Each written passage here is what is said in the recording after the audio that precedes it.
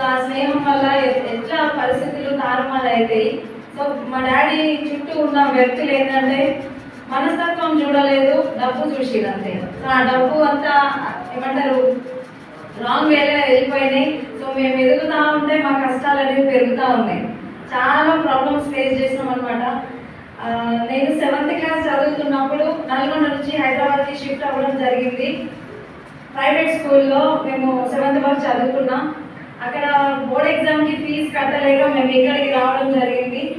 నాకు 7th class చదివే అమ్మాయి నేను 5th క్లాస్లో నన్ను మళ్ళీ గవర్నమెంట్ స్కూల్లో జాయిన్ చేసారు. సో 2 ఇయర్స్ అక్కడ వేస్ట్ అయిపోయింది. అలా వెళ్ళే ప్రాసెస్లో అసలు మా డాడీ గవర్నమెంట్ స్కూల్ వద్దంటే వద్దన్నారు అనమాట. కానీ మా అమ్మ బలవంతాన నువ్వు ఎట్లనే అంటావు, మళ్ళీ పిల్లల జీవితం ఆగమవుతుందని చెప్పి అమ్మ బలవంతాన గవర్నమెంట్ స్కూల్లో జాయిన్ అవ్వడం జరిగింది. సో ఆ స్కూల్ స్టేజ్లో కూడా చాలా ప్రాబ్లమ్స్ ఫేస్ చేసినామండి. నిజంగా ఎంతో మందిని బయట చూస్తుంటాం కదా, మంచి లగ్జరీ లైఫ్ అన్నీ చూస్తుంటాము. మా ప్రాబ్లం చూస్తే అంటే మా మొహం మీద ప్రాబ్లం తెలియకపోతుండే, దేవుడు ఇచ్చిన గొప్ప వరం అది నాకు నిజంగా.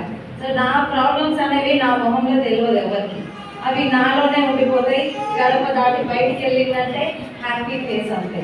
సో మా మా ఫ్యామిలీ ఇంత ప్రాబ్లంలో ఉంది అని నా ఫ్రెండ్స్కి కూడా ఎవరికి తెలియదు. సో ఇక్కడ కూడా మా డిగ్రీ ఫ్రెండ్స్ ఉన్నారు, ఇంటర్ ఫ్రెండ్స్ ఉన్నారు, స్కూల్ మేట్స్ రాలేదు. డిగ్రీ ఫ్రెండ్స్, ఇంటర్ ఫ్రెండ్స్ ఉన్నారు. నేను ఎప్పుడు కూడా బాధలో ఎన్నడూ వాళ్ళు చూసింది లేదు నన్ను, నేను చదువుకున్న రోజుల్లో. సో అలా ఉండేదాన్ని అనమాట. ఎందుకు అంటే బురదలో పుట్టిన తామర పువ్వు ఎట్లా ఉంటుంది, సో కింద అంతా బురదే ఉంటుంది, కానీ తామర పువ్వు మీద మాత్రం బురద ఉంటుంది. సో నా మైండ్ సెట్ కూడా అలాగే ఉంటుండే. నేను మిడిల్ క్లాస్ ఫ్యామిలీ, కానీ నా మైండ్లో మాత్రం హై క్లాస్ ఆలోచనలు ఉండేవి. ఖచ్చితంగా ఎందుకో తెలియదు, దేవుడు నాకు అది ఆ 6th సెన్స్ ఎట్లా ఇచ్చిందో ఏమో నాకు తెలియదు, కానీ నా లైఫ్ ఖచ్చితంగా లగ్జరీ లైఫ్ ఉంటుందని నేను గట్టిగా నమ్మేదాన్ని చిన్నప్పటి నుంచి అయినా. సో నేను అలా నమ్ముతున్న ప్రాసెస్లో నా స్టడీస్ అయిపోయినాయి. సో కంప్లీట్గా నా సబ్ కాన్షియస్ మైండ్లో కొన్ని ఇన్సిడెంట్స్ ఉన్నాయి. అవి మీతో షేర్ చేసుకోవాలంటే నేను ఎఫ్ఆర్ఈలో షేర్ చేస్తాను. మీరు అందరూ అక్కడికి వచ్చి ఆ ఎఫ్ఆర్ఈ మీటింగ్ అటెండ్ అవ్వండి, అక్కడ వినండి. నా జీవితంలో నేను మర్చిపోలేనివి అవి. సో సబ్ కాన్షియస్ మైండ్లో అంటే ఇక మనం ఊపిరి పోయేంత వరకు అవి మర్చిపోలేదు. అలాంటి కొన్ని సంఘటనలు ఉన్నాయి నా దగ్గర. నిజంగా అవి జరిగినప్పుడల్లా నేను ఇంకా స్ట్రాంగ్ అయ్యేదాన్ని అనమాట. సో ఇవి కాదు జీవితం, ఇంతే కాదు, సో ఖచ్చితంగా బ్రైట్ ఫ్యూచర్ ఉంటుంది అన్న నమ్మకంతో వెళ్ళే ప్రాసెస్లో నేను ఇంటర్ డిగ్రీ చదివినప్పుడు స్కాలర్షిప్ అంటే గవర్నమెంట్ నుండి వచ్చే స్కాలర్షిప్ ద్వారా నా స్టడీస్ కంప్లీట్ అయింది. ఓకేనా. సో కంప్లీట్గా గవర్నమెంటే మమ్మల్ని పెంచిందని నేను అనుకుంటా. ఎందుకంటే రేషన్ బియ్యం తిరిగి బ్రతికినాం మేము, రేషన్ బియ్యం. సో మేము ఇన్స్టిట్యూట్కి వెళ్ళినప్పుడు ఆ బాక్స్ తీసుకొని వెళ్తే కూడా నేను మా ఫ్రెండ్స్ దగ్గర కూర్చొని తినకపోయేదాన్ని.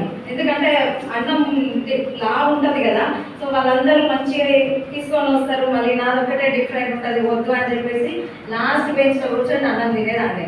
సో వాళ్ళతో పాటు కూర్చొని తినకపోతుండే. ఎప్పుడైనా నా లైఫ్ మారకపోతుందా అనుకుంటూ ముందుకెళ్ళే ప్రాసెస్లో డిగ్రీ కంప్లీట్ అయింది. డిగ్రీ చదివేటప్పుడు కూడా నేను ఇంటర్ స్టూడెంట్స్కి ట్యూటర్గా జాబ్ చేసిన మా కాలేజ్లోనే, మాది ఐడియల్ డిగ్రీ కాలేజ్. అదే కాలేజ్లో ఇంటర్ పిల్లలకి ట్యూటర్గా వెళ్ళేదాన్ని, కాలేజ్ అయిపోగానే ట్యూటర్గా. సో అలా నేను పార్ట్ టైంగా ఇన్కమ్ సంపాదిస్తూ ఆ వచ్చిన డబ్బులు నా ఖర్చులకి, నా బుక్స్కి, వాటికి నేను పెట్టుకునేదాన్ని అనమాట. తర్వాత డిగ్రీ బిఎడ్ కంప్లీట్ అయింది. మా సార్ ఖచ్చితంగా నువ్వు గవర్నమెంట్ జాబ్, నాకు అప్పుడే పరిచయం అనమాట మా సారు. అప్పుడు సార్ ఒకటే మాట చెప్పారు, గవర్నమెంట్ జాబ్ ఖచ్చితంగా రావాలి, సో గవర్నమెంట్ జాబ్ వస్తే మంచి లైఫ్ ఉంటుంది, నువ్వు ఖచ్చితంగా గవర్నమెంట్ జాబ్ అని బాగా మైండ్లో ఫిక్స్ చేసారు అనమాట, గవర్నమెంట్ జాబ్ అని. సో డిగ్రీ బిఎడ్ స్టార్ట్ అయింది, బిఎడ్ జాయిన్ అయినా. అక్కడ ఆ బిఎడ్ వెళ్ళే ప్రాసెస్లో నాకు అయితే బిఎడ్ అయితే కంప్లీట్ అయిపోయింది. ఆ టైంలోనే టెట్ స్టార్ట్ అయింది అనమాట. టెట్ క్వాలిఫై అయినా ఫస్ట్ టెట్. సో డిఎస్సి కోసం వెయిట్ చేసే క్రమంలో కొన్ని సంవత్సరాలు పోయినాయి. నేను మా అమ్మ నాన్నతో ఒకటే చెప్పిన, నాకు గవర్నమెంట్ జాబ్ వస్తేనే నేను మ్యారేజ్ చేసుకుంటా, అంతవరకు నాకు మ్యారేజ్ ప్రపోజల్ చేయకండి అని చెప్పి అమ్మ నాన్నతో చెప్తే మేము ముగ్గురం అమ్మాయిలం అనమాట. సో మాకు 2 చెల్లెళ్ళు ఉంటారు కదా, వాళ్ళు ఉంటారు, మీ గురించి వెయిట్ చేసే టైం సిచ్యువేషన్ లేదు ఇంట్లో, మళ్ళీ చెల్లెళ్ళు కూడా ఉంటారు కదా అంటే వాళ్ళకి పెళ్లి చేసేయండి, ప్రాబ్లం ఏం లేదని నేను చెప్పిన. సో సో వాళ్ళిద్దరు మ్యారేజ్ అయినాక నా మ్యారేజ్ అయింది. మాకు కాలేజ్లో బిఎడ్ చదివేటప్పుడే మా చెల్లెలు మ్యారేజ్ అయింది. సో బిఎడ్ మా ఫ్రెండ్స్ అంటుండే మీరు ఎంతమంది అని అడుగుతారు కదా ఫ్రెండ్స్. మాకు 2 అక్కలు ఉన్నారు, నేను చిన్నదాన్ని అని చెప్తుండే. వాళ్ళని అక్కలు అని చెప్పేదాన్ని, ఎందుకంటే మళ్ళీ వాళ్ళకి అన్నీ చెప్పాలి. ఎందుకు మరి మీ చెల్లెల మ్యారేజ్ అయింది నీకెందుకు తెలియదంటే మళ్ళీ అంతా చెప్పాలి. ఎందుకు వచ్చిన గోళ, నాకు 2 అక్కలు ఉన్నారు, అక్కల పెళ్ళిళ్ళు అయినాయి, నేనే లాస్ట్ అలా చెప్తూ వచ్చేదాన్ని. తర్వాత వెళ్ళే క్రమంలో చాలా ఏమంటారు, ఎక్కడికి ఫంక్షన్కి పోయినా చుట్టాల దగ్గర నువ్వు ఎందుకు పెళ్లి చేసుకుంటలేవు, ఇంకా చెల్లెలకు మ్యారేజ్ అయిపోయింది, వాళ్ళ పిల్లలు కూడా వచ్చిర్రు, మరి నువ్వెందుకు పెళ్లి చేసుకుంటలేవు, ఇలా అనడం స్టార్ట్ చేసిరు అనమాట చుట్టాలలో. సో నేను ఫంక్షన్స్కి వెళ్ళడం బంద్ చేసిన. సో చాలా మంది మా చుట్టాలు కూడా మమ్మీ వాళ్ళతో అడిగిరంట, గీత ఎందుకు వస్తలేదు, ఎందుకు గీత మాట్లాడలేదు అని చెప్పి. సో నేను అలా ఎందుకు చెప్పడం, ఎందుకు కనిపించడం, ఎందుకు వాళ్ళకి ఆన్సర్ చెప్పడం ఎందుకు అని చెప్పేసి నేను ఎక్కడికి పోలేదండి. అలా ఉండే ప్రాసెస్లో తర్వాత మ్యారేజ్ అయింది. మ్యారేజ్ అయినాక నా కళలేమో పెద్ద పెద్ద కళలు ఉండే, కానీ మ్యారేజ్ అయిపోయిన తర్వాత ఆడపిల్ల ఎట్లా ఉంటుంది, సో ఇంటికే ఉండిపోతుంది, ఇక ఇల్లు అదే జైలు ఇక అంతే. సో నా లైఫ్ కూడా అలాగే ఉండిపోయేది. అయినా కూడా నేను ఇంట్లో ఉండి సైలెంట్గా ఉండేదాన్ని కాదు. ఆన్లైన్లో శారీస్ బిజినెస్ చేస్తుండే. అప్పుడు మంచిగానే ఇన్కమ్ ఎర్న్ చేసిన 20-30,000 పర్ మంత్ అలా తీసుకునేదాన్ని. అప్పుడప్పుడే స్టార్ట్ అయింది ఆన్లైన్లో శారీస్ సేల్ చేయడం. అలా చేసే ప్రాసెస్లో తర్వాత అక్కడ రీసెల్లర్స్ కన్నా, అంటే కస్టమర్స్ కన్నా రీసెల్లర్స్ ఎక్కువైపోయారు, కొనే వాళ్ళకన్నా అమ్మే వాళ్ళు ఎక్కువయ్యారు బయట. సో అలా అని చెప్పి ఆ బిజినెస్ కూడా కొలాప్స్ అయింది. అలా కొలాప్స్ అయ్యే క్రమంతోనే తర్వాత మా బాబు రిత్విక్ రెడ్డి, సో బాబు వచ్చిరు అనమాట. చాలా హ్యాపీ. అయినా కానీ నా లైఫ్లో ఏదో వెల్తీ కనిపించేది. నా కళ ఇది కాదు, నా లైఫ్ ఇది కాదు. ఎందుకంటే నేను చిన్నప్పటి నుంచి గట్టి డ్రీమర్ని. నా లైఫ్ అనేది కంప్లీట్గా నేను పెద్ద పెద్ద కళలు అనేదాన్ని, కానీ నార్మల్గా వెళ్ళిపోతుంది అని చెప్పి ఎన్నిసార్లు మా కిచెన్లో నేను ఏడుస్తున్నాను. మా సార్కి కూడా తెలియదు, ఆయనకు తెలియదు నాలో అంత బాధ ఉందని. ఆయన వచ్చిందంటే హ్యాపీగా, సో ఆయనకి ఇబ్బంది పెట్టడం నాకు ఇష్టం లేకపోతుండే, చెప్పకపోతుండే. సో నా బాధ నాదే ఇంకా. కానీ అదే ప్రాసెస్లో తర్వాత మళ్ళీ మా పాప 5 months, నేను 5 months ప్రెగ్నెంట్ ఉన్నా, పాప కడుపులో ఉంది. అదే టైంలో సంజయ్ మేడం, పూర్ణిమ మేడం రావడం జరిగిందనమాట. అంతకు ముందు నేను వేరే కంపెనీలో చేసిన, ఒక 2 years చేసిన అనమాట. అక్కడ పెద్దగా ఇన్కమ్ ఏం తీసుకోలేదు నేను. జస్ట్ ఒక 1350 రూపీస్ నా హైయెస్ట్ చెక్. అక్కడ 1350 రూపాయలు. మరి 1300కి 2 ఏళ్ళు ఏం చేసారు మేడం మీరు అక్కడ మీకు అనిపించుండొచ్చు. నా మైండ్ సెట్కి తగ్గట్టుగా ఇండస్ట్రీ దొరికింది అని నాకు అక్కడ కనిపించింది. సో అందుకే ఈ ఇండస్ట్రీలోనే నా జీవితం మారుతుంది. ఇప్పుడు నిరుపేదలు కోటీశ్వర్లు కావాలంటే ఏదైనా బయట అవకాశం ఉందా? లాటరీ టికెట్ తగ్గితే తప్ప. ఆ లాటరీ మీద నాకు నమ్మకమే లేదు.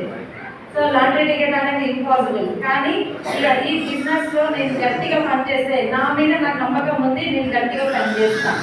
అలా పనిచేస్తే నాకు రిజల్ట్ వస్తుందన్న నమ్మకంతో నేను ఆ బిజినెస్లో 2 years ఉన్నా. చాలా స్ట్రగుల్ ఫేస్ చేసిన.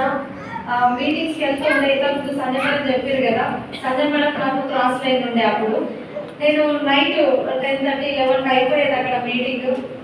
అక్కడ నుంచి నేను వెళ్ళే ప్రాసెస్లో చాలా లేట్ అవుతుండే. బస్ స్టాప్ కోసం నిలబడితే కూడా మేడం నన్ను చూసి బస్ స్టాప్ వరకు డ్రాప్ చేస్తారండి మేడం అని చెప్పి నన్ను తీసుకెళ్ళి బస్ స్టాప్లో డ్రాప్ చేస్తుండే. అప్పుడు బస్ స్టాప్లో, కర్మన్ఘట్ బస్ స్టాప్లో నేను బస్ ఎక్కి నాగూరులో దిగినాక మా నాన్న నాగూరుకు వస్తుండే, మా డాడీ నాగూరుకు వచ్చి నన్ను ఇంటికి తీసుకెళ్ళేవారు. చుట్టుపక్కల వాళ్ళు అనేదంట, పెళ్లి కాని అమ్మాయి ఈ టైం వరకు వస్తుంది ఏ మీటింగ్లో అని చెప్పేసి. కానీ మా అమ్మ నాన్న సపోర్ట్ చూడండి, వాళ్ళకందరికీ సమాధానం చెప్పుకుంటూ వస్తుంది. లేదు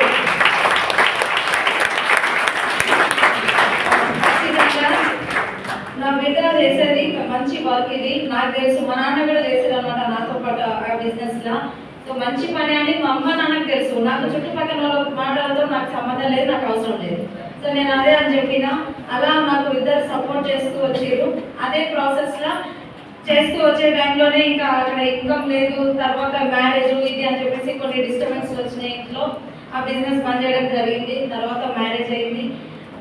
పాప ఉన్నప్పుడు సంజయ్ మేడం, పూర్ణిమ మేడం ఇద్దరు రావడం జరిగింది ఇంటికి. సేమ్ అదే చెప్పిన అనమాట, నేను ఈ టైంలో నేనే ఇక్కడ చేస్తాను మేడం బిజినెస్. చేతిలో 1.5 సంవత్సరం కొడుకున్నాడు, కడుపులో పాపలో బాబు, 5 months ప్రెగ్నెంట్తో ఉన్నా. ఈ టైంలో నేను బిజినెస్ చేయలేను అని చెప్తే మేడం చెప్పిన మంచి టిప్ నిజంగా పూర్వం మేడం దగ్గర నాకు బాగా నచ్చుతుంది. టిప్స్ ఇస్తారనమాట, ఎక్కడైనా సరే చిన్న చిన్న టిప్స్ ఇస్తారు, దాని వలన పెద్ద రిజల్ట్ ఖచ్చితంగా తీసుకుంటాం. సో మేడం చెప్పారు, మీకు ఆ శారీస్ లో ఎట్లాగో కస్టమర్స్ ఉన్నారు కదా, అదే కస్టమర్స్ కి ఈ ప్రోడక్ట్ ప్రమోట్ చేయండి అన్నారు. అలా చెప్పే ప్రాసెస్ లా సేమ్ అదే నేను ప్రోడక్ట్ ఇవన్నీ స్టేటస్ పెట్టడము, వాళ్ళకి చెప్పడము, ఇదేమో ఇలా ఉంటాయి అని చూపించడము, ఇవన్నీ నేను చేసే క్రమంలో తమిళనాడు నుంచి నాకు ఒక ఆర్డర్ వచ్చింది వెయిట్ లాస్ కిట్ కోసం అని. ఆ మేడం ప్రోడక్ట్ నేను పంపించేసిన, కొరియర్ చేసిన, మర్చిపోయినా నేను ఇక ఆమె పంపించినని. ఆమె వాడి ఒక 15 రోజుల తర్వాత నాకు కాల్ చేసి చెప్పారు, మంచి ప్రోడక్ట్ ఇచ్చిర్రు, అసలు సూపర్ ఉంది, నేను బయట లక్షలు ఖర్చు పెట్టిన వెయిట్ లాస్ కోసం, నాకు ఎక్కడ రిజల్ట్ రాలేదు, కానీ వెస్టేజ్ లాస్ అద్భుతంగా ఉన్నాయి ప్రోడక్ట్ అని చెప్పారు. నాకు ఇంకా ధైర్యం వచ్చింది, ఇంత మంచి ప్రోడక్ట్ మనము వాడుకుంటూ జనాలకు చెప్తే డబ్బులు వస్తున్నాయి కదా.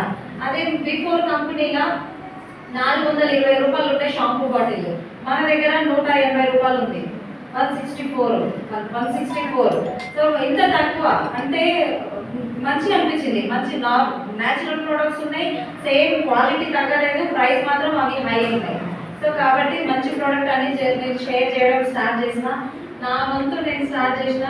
సో నాకు నిజంగా ఆ టైంలో నాకు ఇంత సపోర్ట్ ఇచ్చిందంటే మా సార్ సపోర్ట్ కూడా లేకుండే స్టార్టింగ్లో, ఎందుకంటే నేను పాత బిజినెస్లో నేను ఎంత కష్టపడ్డానో ఆయనకు తెలుసు.